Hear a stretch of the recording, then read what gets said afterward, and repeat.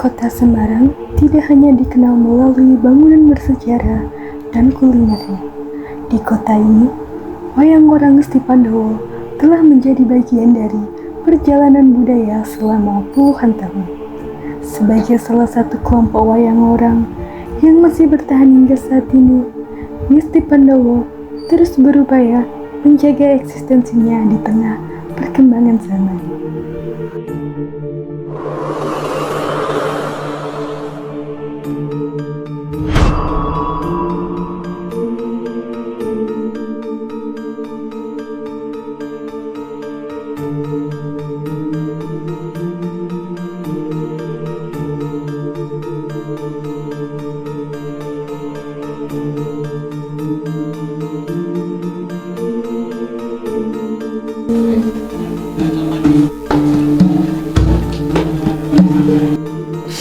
Assalamualaikum warahmatullahi wabarakatuh. Selamat siang dan salam sejahtera bagi kita semua.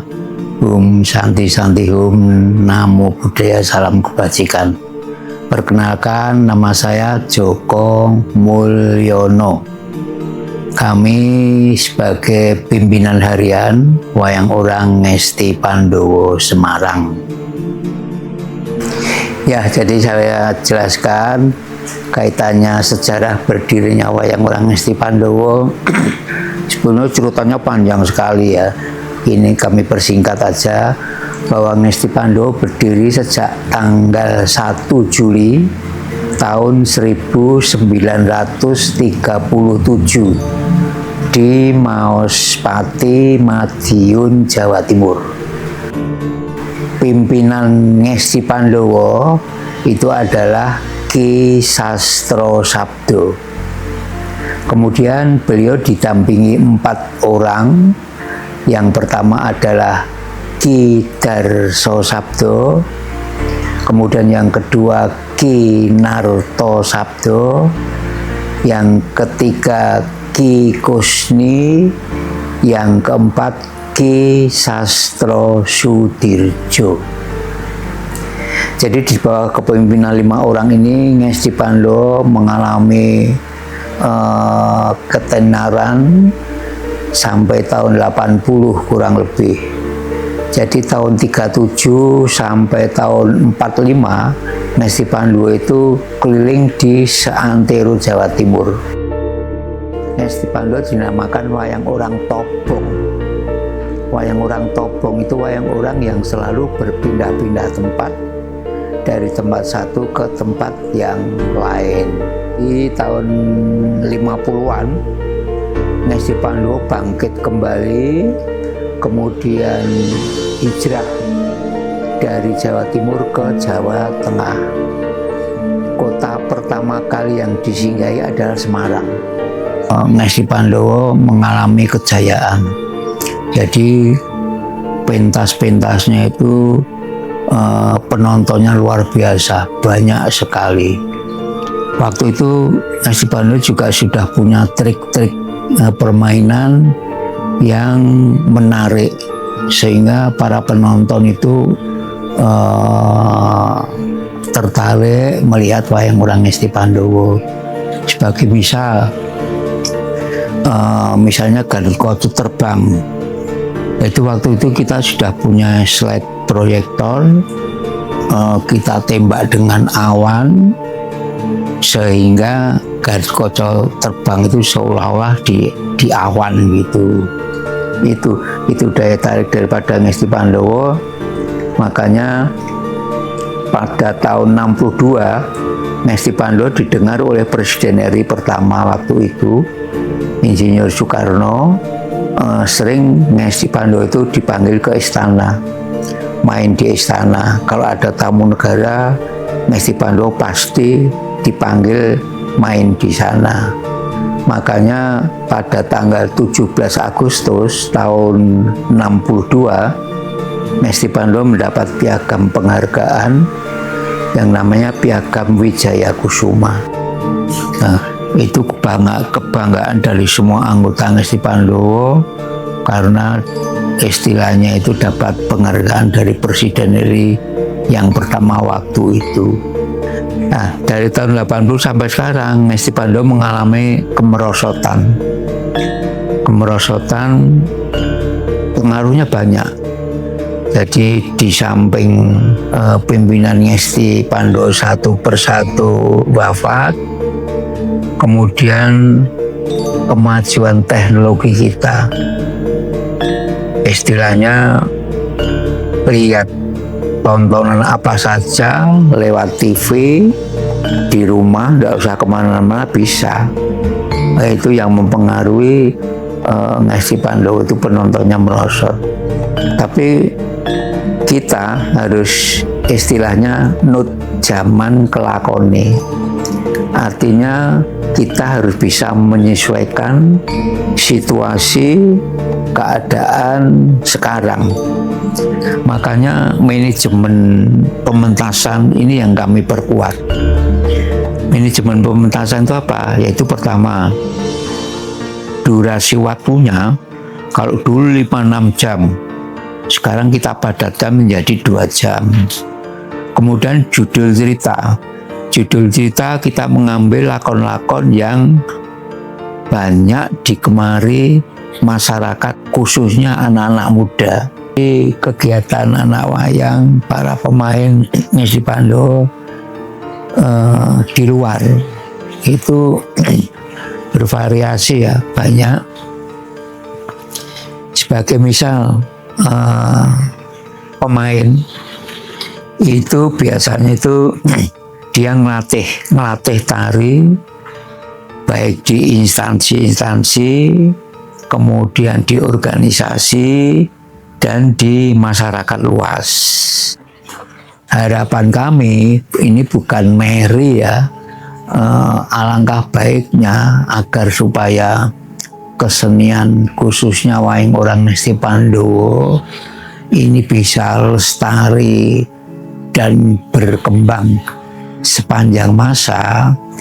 Ini kami mohonkan kepada pemerintah daerah agar supaya istilahnya itu bisa diangkat kayak di Sriwedari Solo, sehingga anak-anak wayang ini istilahnya itu masa depannya itu jelas.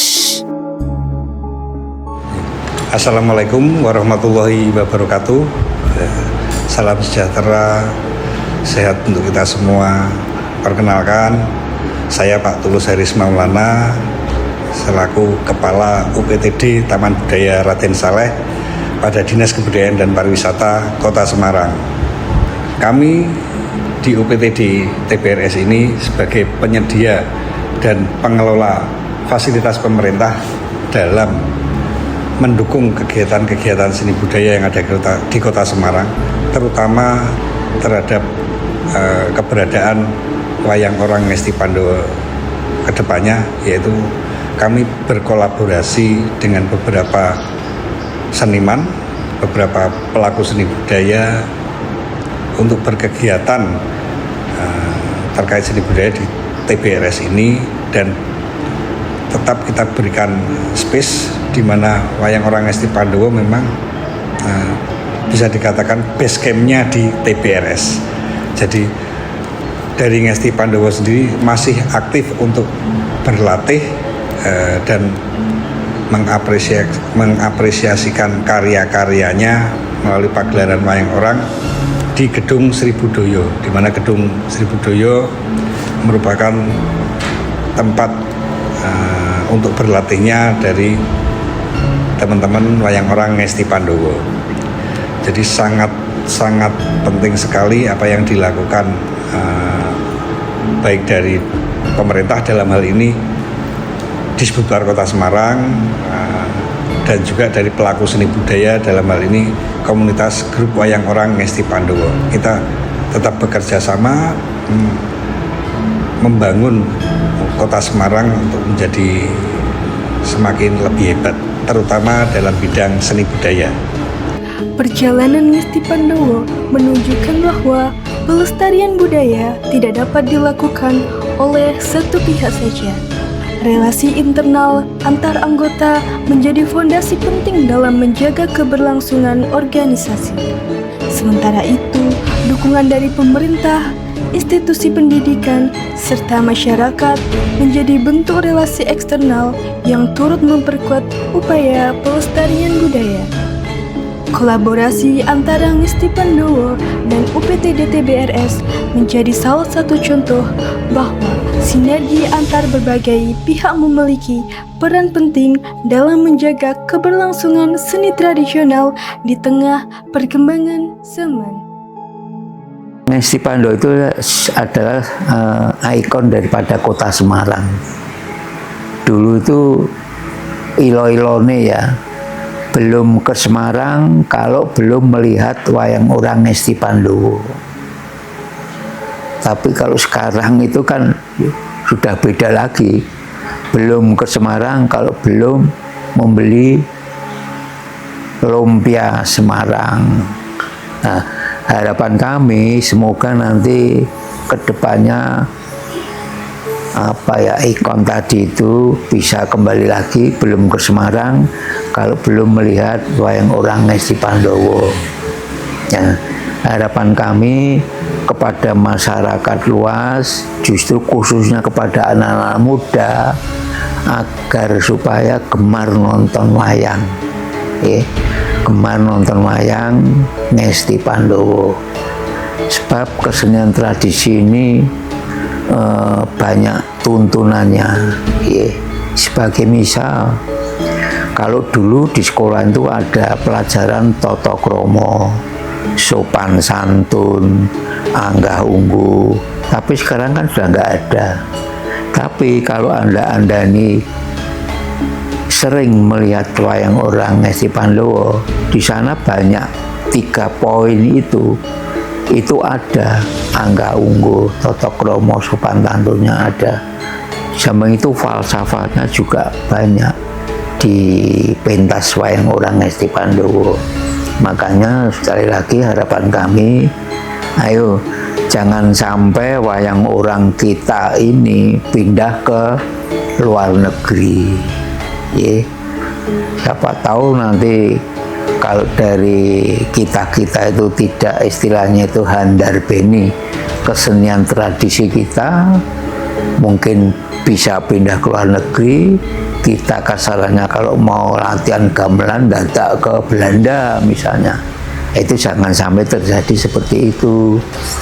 Kemudian harapan kami kepada dinas instansi terkait, mohon kiranya Ngesti Pandowo bisa dibantu sehingga bisa lestari dan berkembang sepanjang masa.